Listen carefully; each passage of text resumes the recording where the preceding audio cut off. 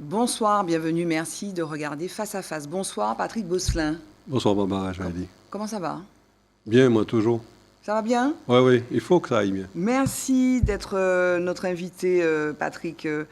On t'a reçu, je te dis tu, parce qu'on se connaît, on t'a reçu il y a 2 ans. Et tu t'es venu nous parler de ton dernier film, Les couleurs de l'esclavage. La couleur de... La couleur de l'esclavage, pardon. Mm. Et, euh, et je pense que tu es heureux, non, réalisateur de ce film qui est enfin dans les salles, qui est sorti à Madiana en avant-première. Est-ce que tu es heureux? Heureux, c'est beaucoup dire, je ne sais même pas à quel moment je suis heureux, moi. C'est vrai? Disons que je suis content. Mais bon, C'est pas tout à fait pareil. ça. C'est tellement de travail. On n'a pas, Oui, on n'a pas, le spectateur n'a pas idée de tout ce que ça demande. oui. Du film, de le finir, de le diffuser à l'extérieur, pour Parce se qu'à faire l'époque, reconnaître. j'étais venue à une avant-première, c'était ça, hein, ça fait 2 ans. Mm. Et donc il a suivi un cheminement, tu as eu des prix, tu as Une eu avant-première privée. Oui, bien sûr, oui, mais voilà, mais on le voit Ouais. enfin en Martinique. Oui, oui. Ben, le but, c'est que je voulais le présenter à l'extérieur, puisque, bon, ici, on n'a pas cru au film, on ne m'a pas soutenu, aucune instance culturelle. Donc, si on ne reconnaît pas les enfants du pays, ben, le pays va à l'international. Et là, l'international m'a plus que reconnu, vu le succès du film. J'ai vu que tu avais eu 144 sélections officielles. Ouais, 145 sélections officielles. Mhm, En général, on se contente souvent de ça. mhm. Et je ne peux même pas les mettre sur l'affiche, puisqu'on ne verra plus l'affiche. Oui. Et dans les En tout 144, cas, j'ai quand même... félicitations. Ah oui, j'ai remporté 68 festivals D'accord. internationaux. Dans le donc, monde entier. Dans le monde entier. D'accord. Ouais. Mais donc tu le disais déjà, donc tu n'as pas été soutenu, donc tu demandes. Parce que ce film a coûté combien d'argent? Bah, je ne sais pas vraiment, parce que bon, il faut savoir qu'il y a 222 figurants bénévoles Oui, qui ont tourné beaucoup. J'ai beaucoup de petites mains. Les 2 tiers de l'équipe, c'est des bénévoles. oui. Donc, sur 4 ans, je ne sais pas vraiment, mais ça a été fait de briques et de broc, hein. Et tu fais ça par passion, ton engagement pour le patrimoine. Bon, tu as déjà fait d'autres films, Les Forteresses de la Caraïbe, les Églises de Martinique, les costumes, etc., etc.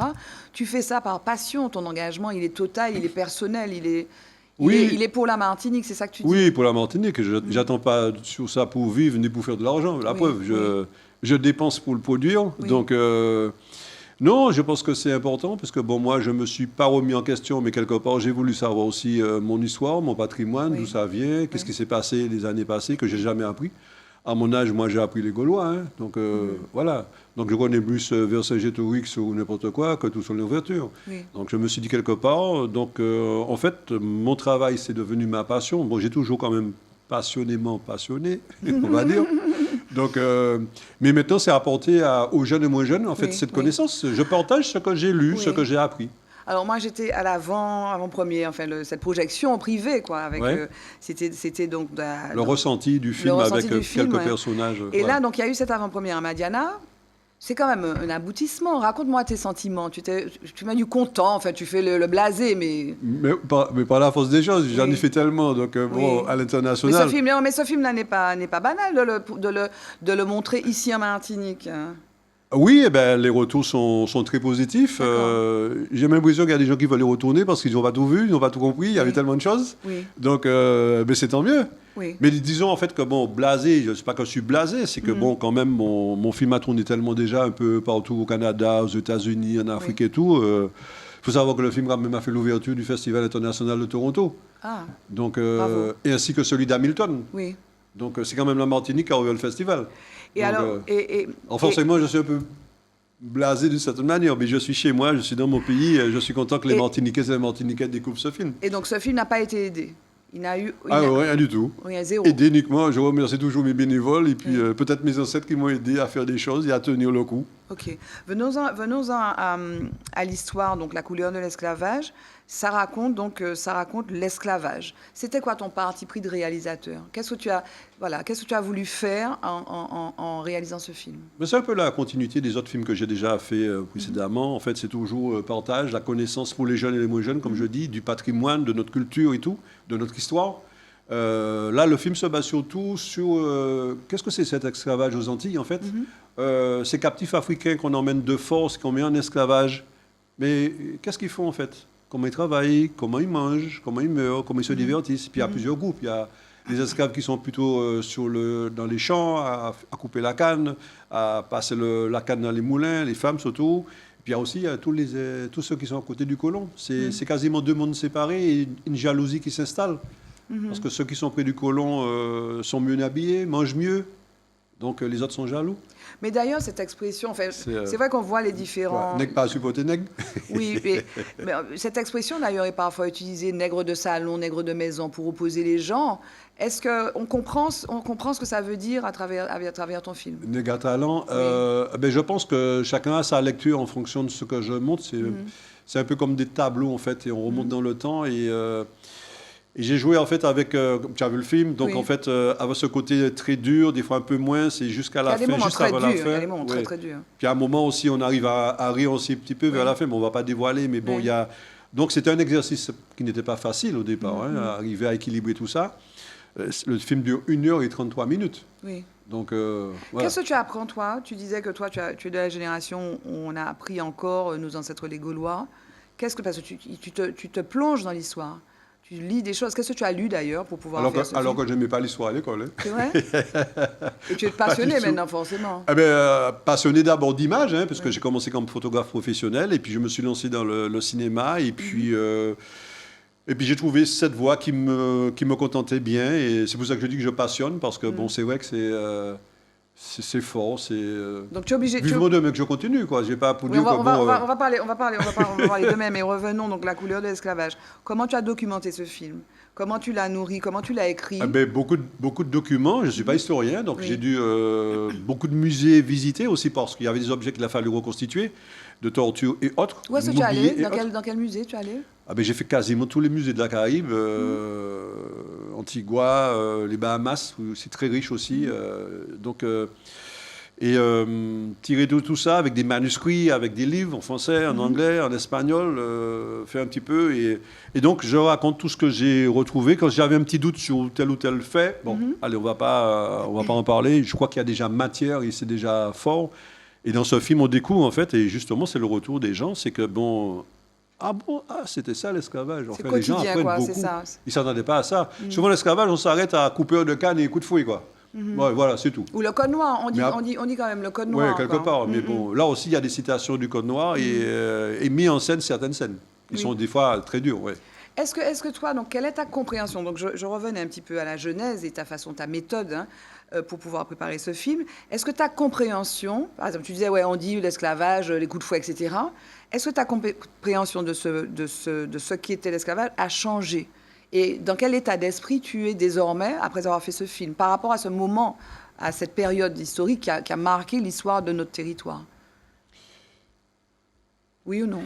Non? Ça peut évoluer? Pas spécialement. Non, anecdote à côté, j'aurais pu dire, qui est même remarquable. Hein, c'est quand même ça. J'ai été invité par le président Talon au Bénin dans le cadre de la commémoration de la traite des gruyères, c'est ça l'importance, et de l'abolition de l'esclavage. C'est mon film qui a clôturé cette manifestation. Et il y a eu un débat après avec le public, avec les ministres. Et ce qui est important, c'est que j'ai, moi, Martiniquais, appris aux Africains leur histoire. Carrément.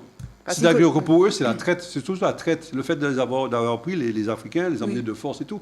Après, le bateau est parti. Ils ne savent pas. Oui. J'ai appris ça, en fait. Oui. Et eux, ils ont appris l'histoire, ils regardaient le film et se disent, ah ouais, c'est comme ça. Ils ne s'étaient jamais projetés dans l'après, quoi. Voilà, de leurs ancêtres, exactement le mot. Ils ne se sont pas projetés dedans. Pour eux, ils sont partis. Ils sont partis, c'est ça le truc. Et ça, c'était fort. C'était un moment... Ils t'ont dit ça? Ah ouais. Ah oui, c'est ça, c'était fort. Oui. Je leur ai appris, moi, à Martiniquais, j'apprends aux Africains comment ça s'est passé, tout ça. Donc, finalement, le destin international de ton film est très important, peut-être aussi important que son destin martiniquais, d'ailleurs. Oui, parce que, en fait, dans les prix reçus, j'ai été primé en Argentine, en Suède, à Saint-Pétersbourg, en Russie. C'est des pays qui n'ont pas... cette histoire-là. Oui. Et le film, c'est le côté humanitaire qui est ressorti. Aux États-Unis, j'ai eu un prix spécial d'ailleurs au niveau humanitaire. En Californie, je pense que c'est tout ça, traiter des êtres humains pire que des animaux. Oui, mais alors, comment ce film-là éclaire l'actualité? Parce qu'on parle d'esclavage moderne, bien sûr, il y a encore des gens qui sont victimes d'esclavage moderne. Parce que c'est une fenêtre sur un moment historique. Mais quelle est la portée pour aujourd'hui, notre compréhension, tu sais, du monde dans lequel on vit? Il y a des événements internationaux, par exemple, on parle de Gaza, on parle de l'Ukraine, de ce qui se passe au Congo, etc. Est-ce que ton film, est-ce que tu as une ambition que ça permette d'avoir une compréhension peut-être de l'humain aujourd'hui et dans quelle mesure? Je ne sais pas si ça peut être aussi large que ça quand même. C'est peut-être ambitieux, effectivement. Non, je pense qu'en revenir à ce que je disais, nègre pas supporter nègre. C'était un petit peu ce qui ressort dans le film qu'on doit sentir. Et justement, ce que je parlais de jalousie en fonction... Mais c'est ça ta compréhension aujourd'hui? Pour moi, c'est ça. Après, aller au-delà, que je suis pas certain. Bon, chacun peut apprécier à sa façon. D'accord. Ouais. Mais bon, tu espères aussi qu'il sera vu par des jeunes aussi? Oui, bon, c'est prévu de toute façon, je dirais pas de force. Mais en fait, bon, les enseignants vont voir le film déjà en petit comité, en fait, on va dire, de façon à ouvrir cette initiative et je dis à Médiavision. Dans les cinémas, donc, seront fait des projections spéciales pour les jeunes, encadrées par les enseignants, donc voilà, collégiens et lycéens. C'est quoi ton prochain travail? Peut-être que tu es déjà en train de travailler? Oui, je suis sur une ou deux pistes en fait de thèmes. Ça va assez fort. Bon, je ne peux pas en parler, je ne peux pas donner le thème pour l'instant, pas avant, je pense, fin de premier semestre de l'année prochaine. Oui, ça va être du lourd, ça va être du très lourd, parce que bon, c'est pour aller aux Oscars en 2028. Wow. Donc c'est déjà bien ficelé. C'est quoi ça. le thème? Parce que toi, la couleur de l'esclavage, c'est entre fiction et documentaire. Je vais rester dans un domaine que je maîtrise au fil des décennies de mieux en mieux, en fait. Oui, ça va être un film sur l'histoire, sur le patrimoine. Ça va être aussi documentaire mi-fiction, fiction, certainement. Mais bon, je ne peux pas encore donner le thème. Je suis sur deux choses complètement différentes, on va dire. Mais ça va être, du lourd. On va en parler après parce que ça va être du lourd. Tu vas revenir, mais... Et alors, les comédiens, parce que là, il n'y a pas de comédien, il me semble, non, il y a très connu, quoi. C'est des figurants. Des figurants. Mais est-ce que tu penses, par exemple, faire incarner par des gens connus, éventuellement? Mon prochain film, peut-être. Ah oui, ça dépend. Sur un thème, oui, certaines personnes se sont rapprochées de moi, donc, parce qu'il y a aussi des besoins de cascadeurs et tout. Oui. Omar Sy, par exemple, entre autres. Bon, si on évoque... Alors, ça dépend si c'est celui-là ou pas, je ne sais pas. Bon, cascade, c'est beaucoup dire, hein. C'est pas du Bruce Lee non plus, ça dépend. Il faut savoir que seulement le fait de tomber à terre, c'est déjà une cascade. C'est pas donné à tout le monde, il ne faut pas se tourner la cheville bêtement. Donc, je ne sais pas encore. Mais pour ce film, La couleur de l'esclavage, c'est 222 figurants, martiniquaises et martiniquais. Bénévoles, et ce ne sont pas leur métier. Ce ne sont même pas des comédiens qui ont joué bénévolement. Non, c'est monsieur tout le monde, c'est au Puy-de-Toi. Je dis, bon, et c'est des médecins du CHU qui jouent dedans. Il y a des gendarmes, il y a douaniers, il y a des enseignants, il y a des infirmiers, il y a des chefs d'entreprise. En tout cas, merci beaucoup, Patrick Bosselin, d'être venu nous parler de La couleur de l'esclavage. Et puis on espère qu'il sera vu par le maximum de personnes. Merci beaucoup. Merci. Merci à vous de nous avoir suivis. Je vous retrouve pour un prochain Face à Face sur ATV. Bye bye, à bientôt.